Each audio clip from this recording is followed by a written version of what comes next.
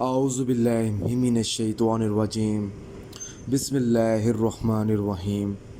السلام علیکم میرے پیارے بھائی اور بہنوں، امید کرتا ہوں کہ آپ سب لوگ خیریت سے ہوں گے۔ آج میں اس ویڈیو میں آپ کو محبوب کے دل کو قابو کرنے کے لیے اور بے قرار کرنے کے لیے سورۃ اخلاص کا وظیفہ بتانے والا ہوں۔ اگر آپ کا محبوب کسی اور عورت سے محبت کرتا ہو تو آپ نے 15 دن تک یہ وظیفہ کرنا ہے، میرا بتایا ہوا۔ انشاءاللہ تعالیٰ آپ کو کامیابی ضرور ملے گی۔ وظیفہ بتانے سے پہلے میری آپ لوگوں سے ایک گزارش ہے، میرے چینل کو سبسکرائب کرنے کے بعد بیل آئیکن کو ضرور دبائیں تاکہ میرے آگے آنے والے عمل اور وظائف آپ لوگوں تک بآسانی سے پہنچ سکیں۔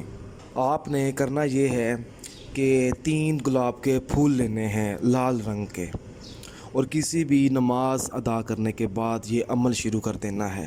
پہلے اجازت لینی ہے، اجازت لینے کے بعد آپ نے یہ وظیفہ پڑھنا ہے۔ 3 گلاب کے پھول لے کر سب سے پہلے آپ نے 1 مرتبہ بسم اللہ الرحمن الرحیم پڑھنی ہے۔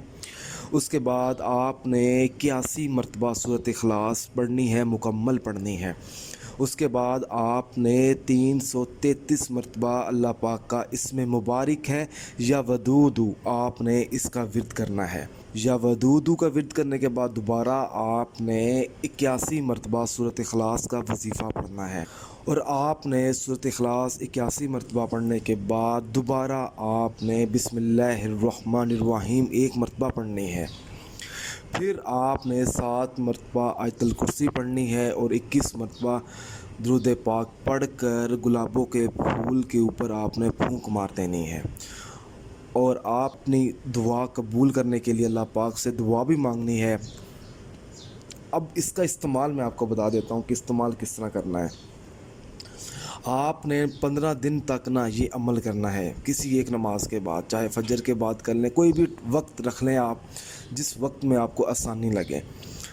پھر جب 15 دن گزر جائیں گے، ٹھیک ہے، ان گلابوں کے پھولوں کو آپ نے چلتے ہوئے پانی میں آپ نے بہا دینا ہے۔ انشاءاللہ تعالیٰ اس عمل کی مدد سے سورۃ اخلاص کا جو وظیفہ میں نے آپ کو بتایا ہے، گارنٹی کے ساتھ میں کہہ سکتا ہوں کہ جو محبوب ہوگا وہ آپ کے پاس آ جائے گا۔ اگر کوئی لڑائی جھگڑا ہوگا تو وہ بھی ختم ہو جائے گا۔